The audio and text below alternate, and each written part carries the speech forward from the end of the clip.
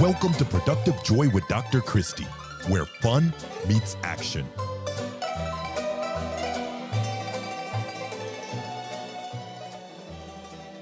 Hi, friends. Welcome to Productive Joy and Merry Christmas. Today is Christmas Day, and for those of you that celebrate, it is a very special day filled with joy and laughter and the celebration of the birth of Jesus and family time and all of that wonderful stuff.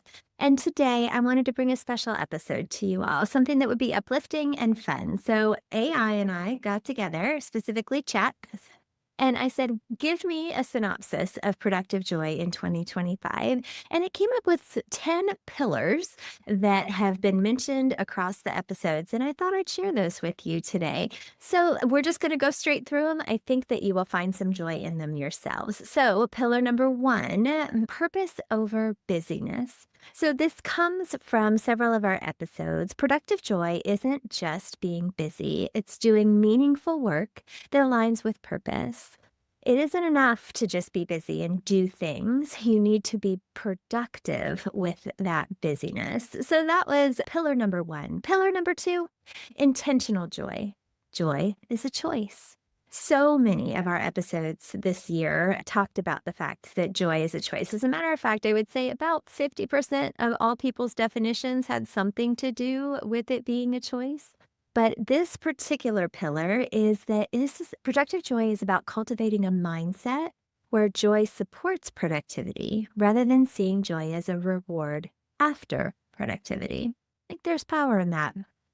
All right. Number 3, human-centered interactions and relationships. Productive joy emphasizes genuine human connection, valuing people, relationships, and authenticity over purely output-driven metrics. Especially in business, we get a little stuck sometimes in the bottom line and forget that it is bigger than that.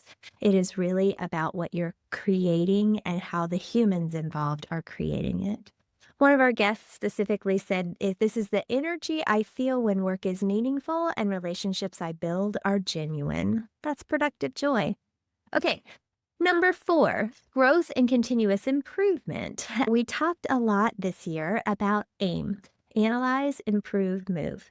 That's where you analyze your current systems, you improve on those systems, and you move towards change. This is all about reflection, adaptation, and action, that continuous improvement cycle. If you really want productive joy, you have to be willing to be on that cycle and to recognize that you don't arrive, you continuously work to get better. This isn't a static thing. Okay, productive joy and authenticity is number 5. You must have some balance. Productive joy says that you don't have to sacrifice joy for productivity. You can have both. Work doesn't have to be dreary. I appreciate this so very much. We can't mute our humanity just because corporate says this is the way things should look.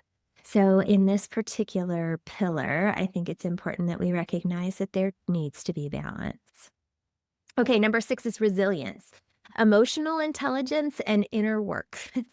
Quite a few of our episodes this year talked about trauma recovery and emotional intelligence and belief reframing. And I think that it's all about inner emotional health, healing, and self-awareness. These are all mindset work things that we can influence a lot more than we realize. So let's give it a shot. Okay, number 7, you have a better output when there's joy. Joy fuels creativity, motivation, and clarity. And it's important that we recognize that when we feel valued at work, the result is not just a finished task, but actual meaningful impact. Okay. Number 8, authenticity and integrity is the key. So when we show up as ourselves and we choose to be real and not hide behind a facade, then we find true joy. Authenticity breeds trust, stronger relationships, and deeper satisfaction. When we lead with these values, the people around us can find them too. Number 9, I think. Yes, number 9. We're on number 9. Empowerment and self-worth. We have value beyond output.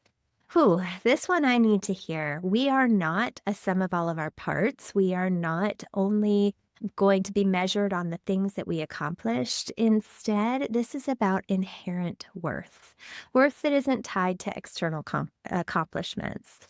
Quite a few of our guests talked about highlighted and recognized that this is about overcoming limiting beliefs, reclaiming your value, and rethinking success.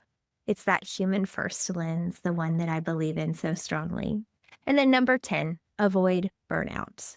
When there is joy at work, you are less likely to have that burnout feeling, that disengagement, that mental and emotional drain. Because when you're doing something that creates productive joy, you're not exhausted at the end of the day, you're rejuvenated. Yeah, you're tired, but it's different from that exhaustion. So I could go on and on about this year, about the guests, about all of the wonderful things that I got to see and experience in Productive Joy this year.